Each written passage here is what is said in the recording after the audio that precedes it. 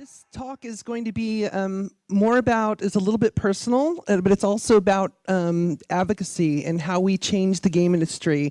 Because in my 5 years of running the IGDA, which as a former executive director, I did a lot of cool things. I traveled the world. I spoke at events. Before I gave a lecture at the Global Game Jam in Morocco a couple years ago.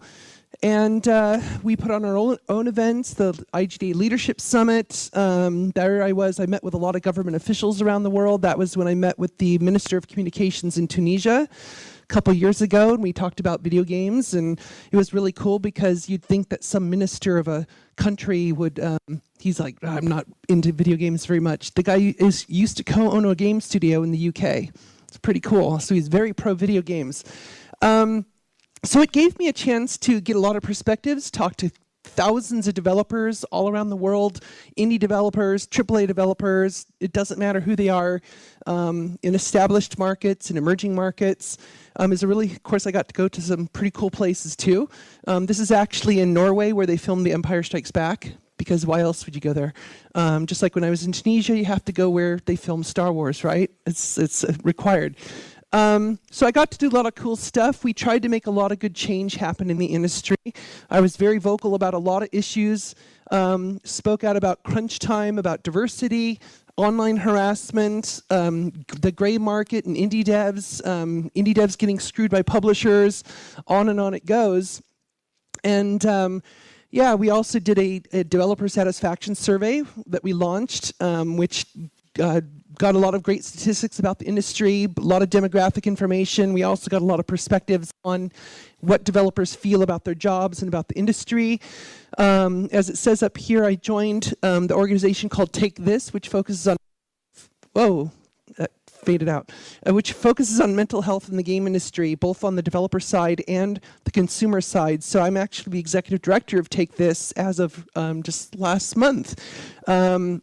So that's another strong thing I'm advocating for, because honestly, when I talk to developers and the stresses that are on their life, especially indie devs, there's a huge mental health component, to feeling stressed out, feeling depressed, all these other things that are going on. So, and this was me on TV in Australia when I was there for PAX Australia. That was weird. But so it was fun, but it wasn't always all fun. I also was running the IGA during the height of Gamergate. So I was one of the primary targets of the Gamergate hate campaign. So it was not easy. They said all kinds of interesting things about me personally and about the organization. Yeah, the gamer's enemy, that was really funny. Digging into my life, yep, they did. They posted all kinds of crap about me. So yeah, it wasn't always fun, but it didn't really matter because ultimately what we were still trying to do is change the industry and keep pushing forward. So I wore this t-shirt quite a bit during the whole Gamergate time because I thought that was very appropriate. So who am I though? What do I bring to the game industry? So I'm a lot of different things. Every one of you in this room can do the same thing. You have all kinds of labels that you can give yourself. I'm all of these things at once, as we all have different things that we are. The geek part I can prove over and over again. Here's the first evidence right here. This is when I was speaking at a conference, and there I am. It was the day before Halloween, so I had to bring my costume. And I'm explaining Force Lightning because I worked on Star Wars: The Old Republic. So there I am explaining Force Lightning while dressed as Indiana Jones. So that's pretty much as dork as you can get. But my career path in the industry was, like a lot of us, I think, kind of weird, especially those of us who are a bit older in the game industry. We didn't have game design schools. We didn't have that as a career path. So we kind of went into other fields that were interesting to us, and then we eventually ended up in the game industry. So like in my case, well, the reason these two things are gray is because I did not do those. No, I was not an astronaut, but I wanted to be. But all these other things are things that I did in the course of my career. The virtual reality research I did way back that was my master's thesis in geography back in the early 90s. So I wrote my thesis on VR in 1991 during the whole first wave of VR a long time ago. I spent 13 years at Microsoft, where I was what I called a geopolitical strategist, and created an internal team there called Geopolitical Strategy. So I helped Microsoft avoid making political and cultural mistakes in all of their products, which included all of their games once the game studio got started. So I ended up working on pretty much every Microsoft game you can imagine, all the Halos, Fables, Age of Empires, Forza, on and on it goes. And then I became a consultant 2005, and I've been a consultant ever since. And then I became executive director of the International Game Developers Association, and then I left last year. Now I'm just what I call a raging advocate. Now the thing is, I did all this stuff while I was in my career. I'm proud of what I've done. It's all kind of weird. It's a very strange career path.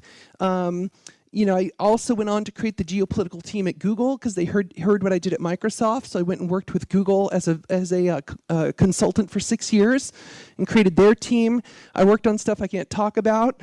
I've been able to travel quite a bit. I've been a magazine columnist. I'm working on 3 books. I'm working on a documentary. So there's all kinds of fun stuff that I've been doing. I'm sure all of us can make our own list. But I was having a big problem though. So despite having all these things in my career, my big problem was actually the Matrix. And I'll explain what I mean. So I was watching the movie The Matrix. I love the original movie. The other 2 movies don't exist in my view. But so I was watching the original movie, and there was a concert in Seattle. So the Seattle Symphony, where I'm based normally, Seattle, they did a live concert of the entire score of the film while they showed the film above the symphony. And the original composer, Don Davis, was there, and he was conducting his music. And I've seen this movie like 100 times. But the problem though is while I was at that event, I had been thinking about one huge problem I was having in my career. So despite having all that experience and accomplishments, I was like, every single time I would send an email to a client, I would be super nervous that I was wrong. I was like just terrified that they were going to send me back a response and say, "What? You totally messed up. This is incorrect." Even though at that point I've already been doing this work for 20 years, I haven't made a mistake in my culturalization work. But I figured, well, there's a first time for everything, right? So I was thinking about that. Why do I get nervous? Why do I keep getting nervous when I send emails to clients, even though I've been doing this work for so long? So we get to this scene in the movie, which if you haven't seen this movie, then you need to see it. But in this scene, if you know the movie, where this character Morpheus is talking to the hero Neo, and he tells him, "Don't think you are, know you are." And so when I heard that line sitting in the symphony hall, I just started crying my eyes out because it hit me really hard what I was thinking about my imposter syndrome and why do I feel nervous when I interact with my clients. And I figured out that this was my problem. And the problem was that my disbelief in my own skills does not negate them or make them disappear or be invisible. So everyone around me was calling me an expert. My clients were saying, "Oh, great work, good job." And we all hear this too. If you're an artist or a writer or a programmer, you hear good feedback, but we are so programmed to doubt it, and we don't listen to it. We reject it because they're like, "No, I suck, I'm terrible." Even though you've got 30 people around you saying, "No, you're amazing." And so this was my problem, is I needed to understand, I had to know the reality of what others were perceiving in me, even if I struggled to think if I had the skills or not. So it's like, don't think you are, know you are, and that knowing comes from validation from people around you. And so you have to kind of back off, don't be so hard on yourself, and listen to what people are saying to you. And so after I kind of had this major revelation for me, I kind of got past it, and what this speaks to is what is commonly called imposter syndrome. And so what imposter syndrome really is where you think that everyone around you knows more than you do. And so you're just like this tiny person in this big world, and everyone has a vast amount of knowledge. But the reality is that what you know is pretty much the same as what everybody else knows. That's just the way it is. And so if it helps to make a comparison, that was intentional that it looks like a Death Star. So Death Star versus Flower. Flower is good, Death Star bad. Imposters right in the Death Star. So think about the fact that, imposter syndrome, it's something that everybody faces to some degree, and we all have to reach that point in which we deal with it and get past it. And so I did. I got past that point. And here's a couple of quotes that could help if you deal with imposter syndrome. This one is fantastic from Marcus Aurelius. This is from a couple thousand years ago. So how much time he gains who does not look to see what his neighbor says or does or thinks, but only what he does himself to make it just and holy. So other words, mind your own business and just focus on what you're good at. What I like is Mark Twain's quote is even better. Comparison is the death of joy. And I hear this from game developers all the time, where they're, especially artists and writers, but everybody in the industry, where they're looking at each other's work and like, oh, I can never do that. I will never be that good. It's like, it doesn't matter, because you're as good as you are with your unique skill sets, because we have to remember that game design, game development is an art form, and every single person brings their own experience and skills into the art form.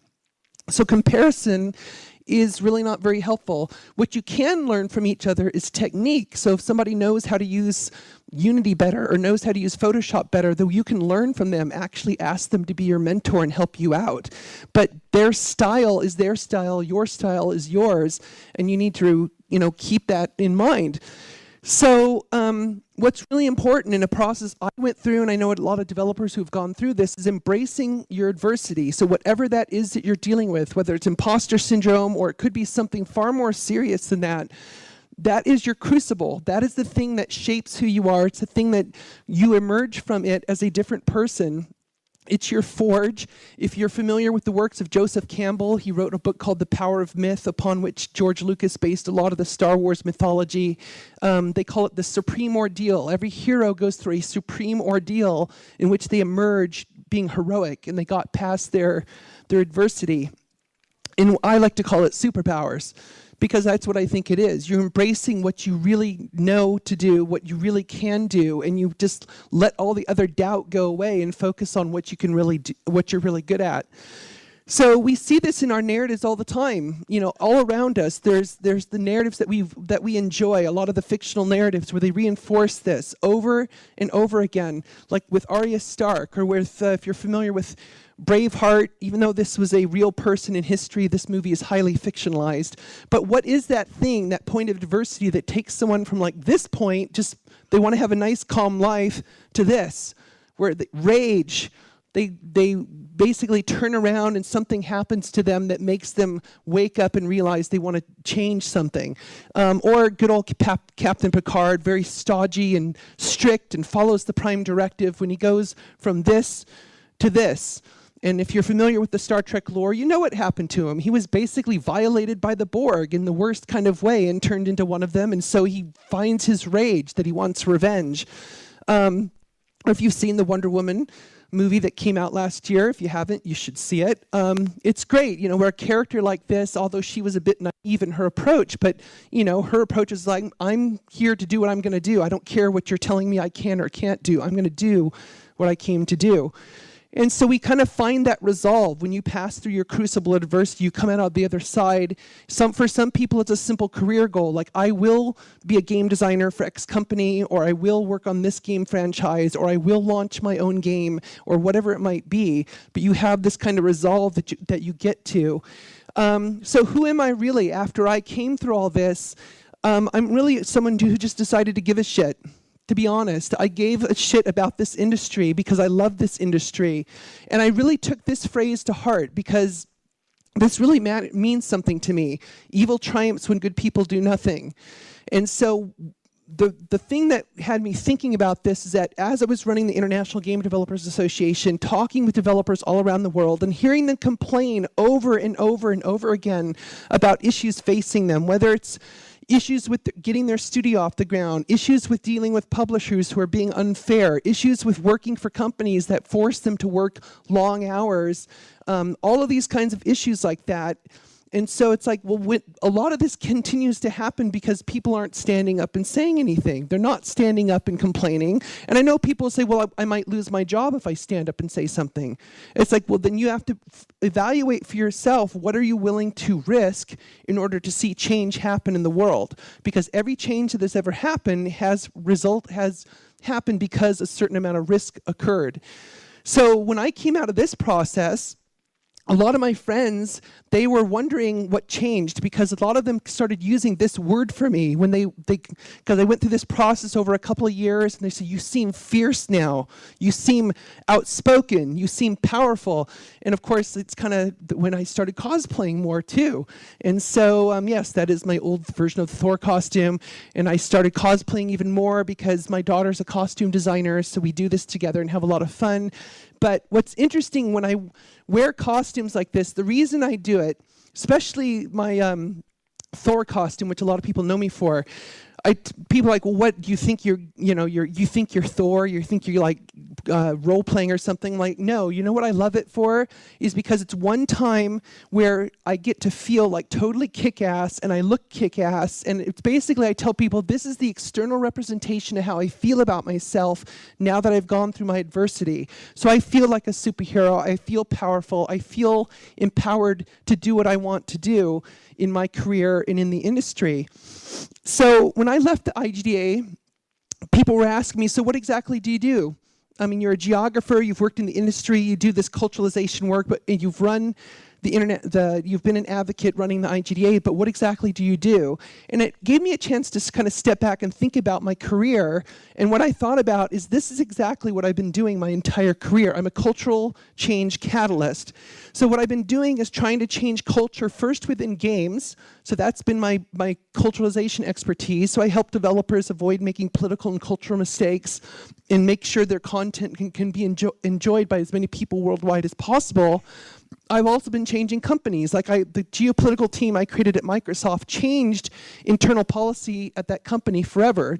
To this day, they still have rules around how they handle this content. Google, the same thing. I've helped Amazon, I've helped Facebook, I've helped other companies as well with these kind of policies.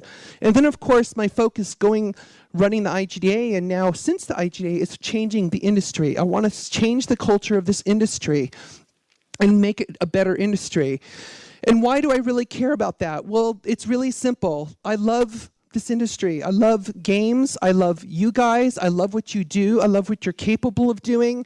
I have a great deal of admiration for the people around me in this industry because there's so much creative energy and so much passion. I'm not a game developer. I'm just someone who tells you what to do or not to do with your content. I'm a geographer, for Christ's sake. I'm not a game programmer. I'm not a writer. I'm not an artist. I'm a geographer who kind of walked backwards into this industry, but I love it, and I love what you guys do. I have a tremendous amount of respect for developers too, because especially of all developers, but especially with indie devs, I know how hard it is. I've started my own business, and that's just a consulting business, but starting a business and creating a game is insane. And so in the best kind of way, it's a huge challenge, and so I have a lot of respect. And of course, just like everybody else, I'm passionate about games. I love games. I've played them since this thing was around. This was my first game. That's how old I am. So this showed up in a store near our house, and I was forever changed, just like all of my friends of my generation were changed once we saw Pong show up. So yeah, I'm full of energy. Some people think, well, you're just raging. All you Americans just rage about stuff. It's like, well, yeah, some of us do. But for me, it's not about rage. It's about what I call righteous rage, which is different. So righteous rage is really about it's a reactive emotion of anger in response to mistreatment. In basically, it's a rebuke of injustice. You know, if you see something that is wrong, you say, I want to change this. This is wrong. The way these people are being treated is wrong. The way that companies treat some developers is wrong. The way that some publishers treat indies is wrong. And this is injustice, and I want to see it change. So that's where my drive comes from. It's from righteous rage, not just being angry to be angry. That's what social media is for. And that's what advocacy really is. Advocacy is a desire to see change happen, and a lot of advocacy is driven by a sense of righteous rage. So if you know people who work in nonprofits, people who join nonprofits are usually social causes, environmental causes, health causes. They don't join to make money, because you don't make money running a nonprofit. It's a very tough job to be in a nonprofit, but what you're trying to do is change. You want to advocate for change. And so, now, when it comes to the industry, we all know what the industry is. It's all around us. We can look at the Latin definition, and it's like, fine. It's a nice word. Actually, we use it all the time. We say it's the industry, but unfortunately, a lot of times, especially in larger companies, industry is often pictured as this. So it's kind of like, even though they'll tell you, no, the industry is, we're not going to treat you that way. But honestly, in the behavior of a lot of companies, they treat people like a cog in a machine. So how many times have I heard somebody who said, well, I went to my manager and complained about crunch time because I'm tired of working 16-hour days for weeks on end. And they said, well, that's fine. Go ahead and quit, because I know 20 people I can replace you with tomorrow. you know, and that kind of attitude is kind of the machine-like attitude that you as a creative individual and a creative professional, I can just toss you out and plug somebody in right away and our machine will keep rolling on. That's obviously the wrong attitude to have, but unfortunately this industry has adopted that attitude to some degree over the years. I think it's changing slightly, but not fast enough. And we have to realize, of course, that the industry that a lot of people talk about, and again, I've talked to developers all around the world, they complain about the industry. The industry screwed me over. The industry, you know, is really against me or whatever. It's like the industry is us. Every time that term is used, I reflect it back on people and I say the industry is every one of us in this room. We are part of the industry. It's not some massive AI or machines behemoth somewhere. It's all of us. We make up the industry. If you're familiar with the company Nordeus, I love the fact that they put this on the back of all their t-shirts and they use that as their company motto because that is the right attitude. Number one game is our people. That is the right emphasis to place because people are the industry. People are the talent that create this thing that we call the game industry. So one of the things that I've been very frustrated about while I was running the IGDA and ever since then, and I have been frustrated for years about this, is who controls the public narrative about our profession. Now, I'm not quite sure what you often hear here in Eastern Europe and in this part of the world, but I know it, even in the US, a lot of parts of Western Europe, and frankly in Latin America and elsewhere, we still hear the same BS over and over again in the public narrative that the media likes to push. You know, we don't control the public narrative about our own industry. So we often hear these things all the time, that games are only played by kids. Games are a waste of time, they cause violence, they cause obesity, they can affect your brain in negative ways. They often say that game developers are lazy people and that they're only motivated by money, which is a huge joke because we all know that can't be true. You know, they're not people who can do real jobs, so they can't do a real job, so they just become a game developer. You know, all of this stuff, I hear this stuff every day still, despite the fact that games are such a cultural force today. So one of the things that I like to remind people, I even heard someone just yesterday when I was talking with them, indie developer said to me, said, I'm just a developer, I'm just an indie dev. And I wanted to slap him upside the face and say, you're not just anything. You're not just a game developer. You're not just an indie developer. Look at this. This is the history of narrative in human history. So all these different forms of narrative that have come up throughout human history, starting with our ability to do cave paintings, and then language, then writing, then printing, and so on down the line. This is you right here. You are the current legacy of this whole pathway throughout human history of developing narrative and defining what narrative is. And so that's something to be very proud of, I think. People should really embrace that and say, look, I am shaping the future of human narrative and how we interact with each other, how we tell stories, and which is one of the baseline things that humans have done since the beginning. The other thing, too, something that people often forget, especially people in this industry, look at this. This is worldwide revenues last year for all these forms of entertainment: recorded music, live music, cinema, books, video games. So anybody venture to guess what all the revenue of all the sports, like, you know, soccer, football, baseball, everything worldwide? Less than video games. So video games, we're powerful. We have a lot of economic power. We have a lot of cultural and social power. The one that we have to be careful not to get too arrogant, though, because television is way ahead of us. But television has also been around many more decades than we have, so we'll catch them eventually. But yeah, we are a huge economic force today, and a huge force in entertainment to be reckoned with. And a lot of people tend to forget that. The public doesn't know this at all. I bring this up to the public all the time, and people think I'm crazy. Like, that can't be true. There's no way that video games are making more than like books or movies. It's like, we do. It's numbers. It's reality. And so we need to embrace that and be proud of it. We repeated that. Now, a lot of people, they point to the trade associations that are out there in different countries and say, well, they're the ones who control the public narrative. They're the ones who are going to help, you know, push back on the media. They don't. They don't do it very much, honestly. Trust me, I know all these people. They're great organizations for what they do, and their main function is to interface between the local game industry and government, which is a very important function to do. But in terms of controlling the public narrative, they don't really push back on it very much. And frankly, what makes me really sad is where I see stories like in local newspapers or something, like even local game developers won't speak up. They won't write to the newspaper or call into the TV station or whatever and say, hey, that's bullshit. I know it for a fact. I work in this industry. Look at the numbers. And it's unfortunate because that's how the narrative keeps going on and on and on, because people aren't standing up and not being proud of what they're doing and saying that's wrong. You need to have the right message. So the change in the game industry, one of the things I hear from a lot of people when I talk about this kind of stuff, like, it's really difficult to do. It's been this way forever, for decades. It's impossible or futile. It takes a lot of time to do. It's like, yeah, whine. It's like, if you want to just complain about the issues and not do anything about it, which a lot of people have done, it's like, fine, just go back and enjoy what you do. But if you really want to see change happen, you really have to take a stand at some point. No matter where that stand is, it can be a stand in your own job, it could be a stand in the community, wherever you decide to define that area of change. I'm not saying that every single person is going to change the entire industry at once, but if everyone tries to focus on their little corner of it, however you define that corner, things can start to change. Now, you probably recognize some of these figures. When I hear people push back and say, well, change takes a long time to happen, it's like, really? This thing going on in Hollywood right now, this is the first time in the history of Hollywood that this kind of pushback is happening.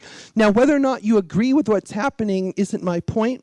My point is that this movement has it reached a point of critical mass, and now it is going throughout Hollywood in a pretty powerful way.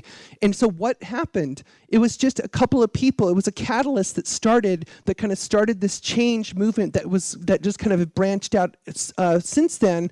But what was most important about it is that it was the emphasis on people. It wasn't just one person. It was a group of people. It was collective will. People coming together and standing up together at the same time, saying that, this happened to me. I was affected by this. Somebody else stands up and say, it happened to me too, and it happened to me too, and me too, and me too. Now, that can be any issue, not just sexual harassment. It could be anything in our industry. And so it's important to remember that if you stand up with collective will, the change can really happen. Now, what a lot of people in this industry, what they're calling upon is for unionization. And so in the developer survey that we did in the IGDA, every year the desire for unionization has actually increased every single year. Now, is that a solution to all of our problems? I don't know. I honestly don't think it's going to solve all the issues that I know affect developers and the things that they are concerned about. But the point is that there needs to be some form of leverage. And I hear this all the time. So where's the leverage? How do developers speak up without losing their job? How do they speak up without the risk of having some negative implication on themselves? Well, sometimes it's a union that protects you. It can be a legal defense fund. It could be all kinds of things. So that's the kind of stuff I'm working on now that I left the IGDA. I'm working on mechanisms to try and help give developers leverage on a lot of these issues. So what can you do? Focus on a cause over fear.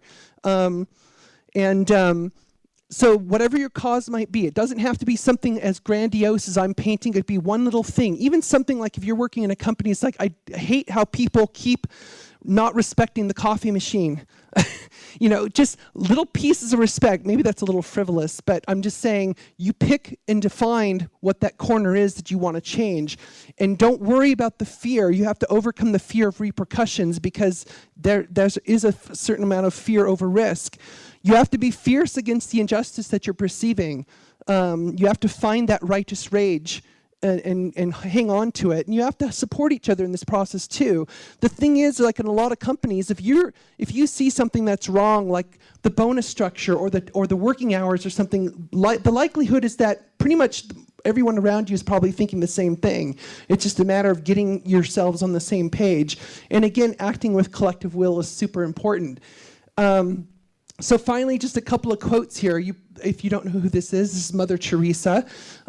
She did a lot of great work in India. I love these quotes, though, because a lot of times, again, I get people pushing back, and they'll say, well, what can I do? I'm just one person. The point is that one person can do a lot of amazing things. So, if you can't feed 100 people, to feed just one. So define what you want to change, even if it's something small, but be fierce in trying to change it. And so finally, I just leave you with this. This is a Latin quote that is used a lot especially in legal terms, is let justice be done though the heavens fall. And so I'm kind of on a rampaging righteous rage path right now to see this industry change. And I don't really care if it damages the structure of the industry, because maybe it has to be damaged a little bit so we can fix it and rebuild something better. Thank you. Thank you very much, Kate.